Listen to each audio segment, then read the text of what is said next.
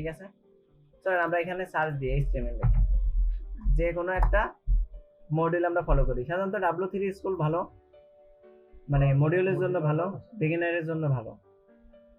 আর তারপরে যে কোনো একটা নিতে পারি, কোড একাডেমি আছে, ডেভ আছে, তারপরে টিউটোরিয়ালস পয়েন্ট ভালো, ঠিক আছে। এরও আমরা চাইলে মূলত আমাদের কাজ হবে এই যে এখানে যা যা আছে না এইগুলো সম্পর্কে জানা, যে এখানে কি কি বাদ পড়লো। তো চলেন W3 দেখি। তো আমরা ইন্ট্রোডাকশন সম্পর্কে জানি, এডিটর সম্পর্কে জানি। এডিটর তো জানেন, এই যে আমরা সাবলাইম টেক্সচারের এডিটর, বেসিক যে HTML এর একদম বেসিক যে বিষয়টা, ঠিক আছে। যে HTML এ কি আছে কি নাই এটা আর কি কিভাবে কাজ করতে হয় এই বিষয়গুলো আমরা যথেষ্ট জানি, ঠিক আছে। কিন্তু সমস্যা কি, ধরেন যে এইসব ডকুমেন্টেশন যখন বানাই একদম ফার্স্ট কোড লাইন যদি এইটা হয় তাহলে কিন্তু আমাদের বুঝতে একটু অসুবিধা হয়ে যায়। এটা হলো মূল সমস্যা, বুঝতে পারছেন। একদম প্রথম এসেই কিন্তু এই কোড লাইনটা পাবেন, এলে এটাই হলো ঝামেলা। এই জন্য অনলাইন থেকে শিখতে অনেকে বেঁধে যায়, এই লাইনে এসে তো পুরো মাথাটা ঘুরে ফেলবে, এটা কি করে হলো, কেমনে হলো। যতই ব্যাখ্যা করুক এটা প্রথম দিনে হবে, এটা হবে না। তো এটা ব্যাপার না। এরপরে এলিমেন্টস গুলো তো আপনারা জানেন। এলিমেন্টস কি, এই যে ট্যাগের এই যে এটা, তাই না। এই যে স্টার্ট ট্যাগ থেকে ইন ট্যাগ পর্যন্ত যা, তাই না। এলিমেন্টস আছে। আর অ্যাট্রিবিউটটা আসলে কি, অ্যাট্রিবিউট বলতে বোঝায় যে এই যে ট্যাগের নামের সাথে যা থাকে স্পেস দিয়ে, মানে ট্যাগের ভিতরে যে এটা লেখা হয়, যেমন এই সারিএফ, এটা হলো কি একটা অ্যাট্রিবিউট। হেডিং, আচ্ছা আপনারা যদি এটা ট্যাগ সম্পর্কে যদি সার্চ দেন এইভাবে যে ট্যাগ, এগুলো আপনাদের নিজেদের জেনে নেওয়া সবথেকে উত্তম। সেলফ ডিপেন্ড হতে হবে সব সময়, বুঝতে পারছেন, না হলে কিছু হবে না। HTML ট্যাগ নিজে নিজে ডিপেন্ড হতে হবে, অন্যের উপর ডিপেন্ড থাকলে আসলে সারা জীবনই ডিপেন্ড হয়ে থাকতে হবে। এই দেখেন এটা ট্যাগ নেম, আর এই যে এটা হলো অ্যাট্রিবিউট, ঠিক আছে। এটা হলো অ্যাট্রিবিউট এলিমেন্ট, আর এটা হলো ট্যাগ শুরু আর একটা ট্যাগ শেষ। আর এই যে যা কিছু আছে শুরু থেকে শেষ পর্যন্ত এই সবকিছু হলো এলিমেন্ট, মনে থাকবে। এই পুরোটা হলো একটা এলিমেন্ট, মানে ট্যাগ শুরু থেকে ট্যাগ শেষ পর্যন্ত যা আছে এই পুরোটা হলো এলিমেন্ট। যেটা হলো ট্যাগের ভিতর আছে, এই মধ্য আছে, বাইরে আছে। আচ্ছা, প্যারাগ্রাফ সম্পর্কে জানি। স্টাইল সম্পর্কে আমরা শিখবো হলো যখন CSS নিয়ে কথা বলবো, একদম ফার্স্ট ক্লাসে।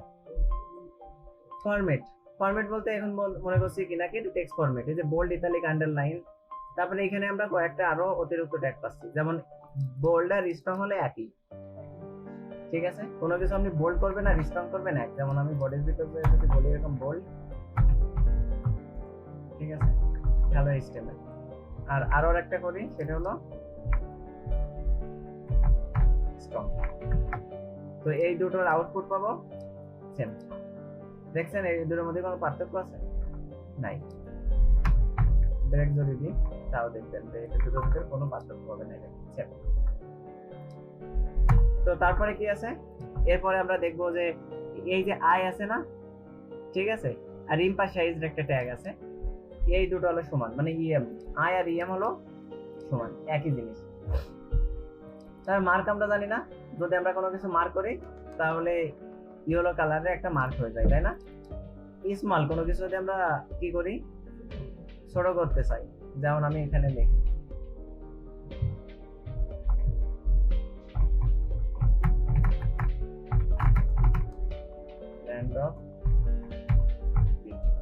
ঠিক আছে। সাপোজ এই যে ল্যান্ড কথা অথবা বিউটি যে কথাটা আছে, এটা আমি কি করবো,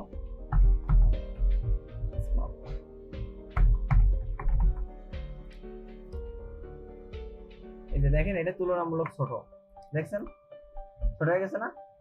তো এটা হলো স্মলের কাজ। আচ্ছা, তারপরে সুপার স্ক্রিপ্ট আর সাবস্ক্রিপ্ট সম্পর্কে জানাতে হবে। হ্যাঁ বুঝিনি না, এই সাইজটা যে আপনার মাথায় যত চিন্তা ভাবনা আছে এ হলো একদম সিএসএস এর প্রথম দিন আপনি সব ক্লিয়ার হয়ে যাবেন। কালার সাইজের বিষয় যত যা আছে এইটা কোনো ব্যাপারই না, আগে স্ট্রাকচার ঠিক করেন পরে সাইজ আর কালার আপনি দেখে নেন। আচ্ছা, এরপরে যেটা আছে ডিলিট করলে আমরা তো জানি মাঝে থেকে কেটে দেয়, তাই না। আর ইনসার্ট করলে কি হয়, আচ্ছা এখানে আমি উদাহরণ দেখাই। সাপোজ হি ইজ এ কি বয়, সাপোজ এরকম ডিলিট করে দিল কি ব্যাড। তো ব্যাড ডিলিট করে দিয়ে সাপোজ ইনসার্ট করলো গুড। তাহলে এখানে কি হলো জানেন, দেখেন আমরা যদি এখানে রিলোড দিই তাহলে এই যে এইটারে ডিলিট ট্যাগের ভিতর রাখছি, এই জন্য এটারে কেটে দিয়েছে, আর এটা হলো ইনসার্ট মানে নিচে দাগ দিয়েছে মানে নতুন একটা এটা অ্যাড হচ্ছে। ক্লিয়ার? এই নিচে আন্ডারলাইন দিয়ে দিয়েছে, এর মানে হলো নতুন এটা কি হয়েছে, এই গুডটার আন্ডারলাইন হচ্ছে। বুঝা গেছে? আচ্ছা হ্যাঁ এই জায়গা থেকে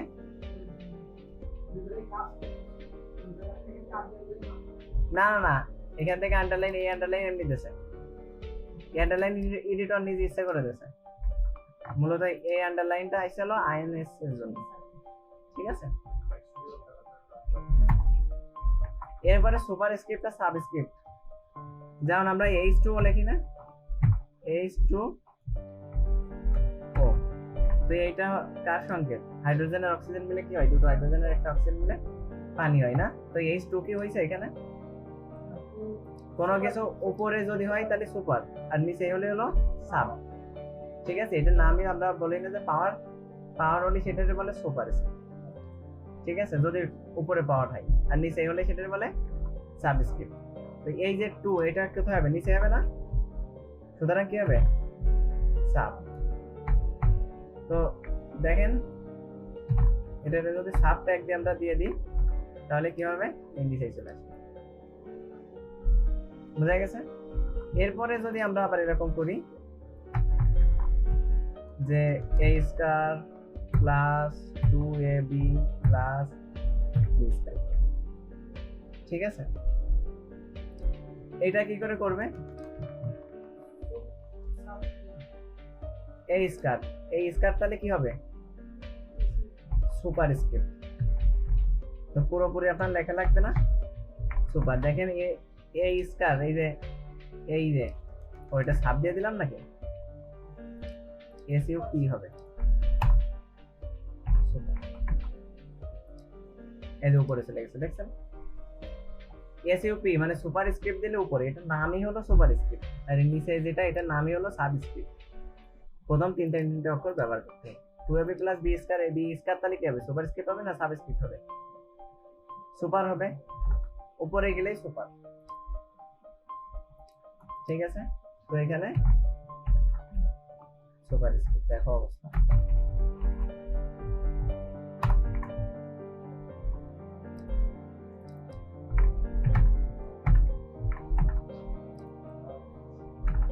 কি হারাই গেল, প্লাস 2ab, তাই না?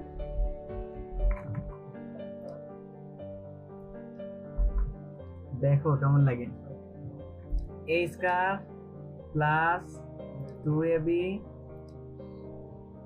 প্লাস b স্কয়ার, তাই না? হ্যাঁ হ্যাঁ আমি ই করে দিচ্ছি, এখানে দিয়ে দিচ্ছি a স্কয়ার, এখানে প্লাস।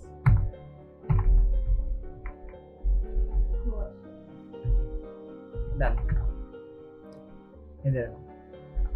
তো দেখেন এর স্কয়ারটারে আমার সুপার স্ক্রিপ্ট করা ছিল, সব দিয়ে দিচ্ছি। তাহলে বি স্কয়ারটারে সুপার স্ক্রিপ্ট করা ছিল, যেটারে সুপার স্ক্রিপ্ট করার দরকার সেটাতে দিয়ে দেবো। এখানে যদি এরকম 2ab দেওয়ার দরকার থাকতো তাহলে কি করতাম, 2ab লিখে দিতাম, যে 2ab। ক্লিয়ার? কোনো কিছু পাওয়ার দিতে গেলে, উপরে পাওয়ার দিতে গেলে সুপার আর নিচে দিতে গেলে এতটুকু। এটা হলো ফরম্যাট। এই যে যেগুলো করলাম এগুলো হলো ফরম্যাট।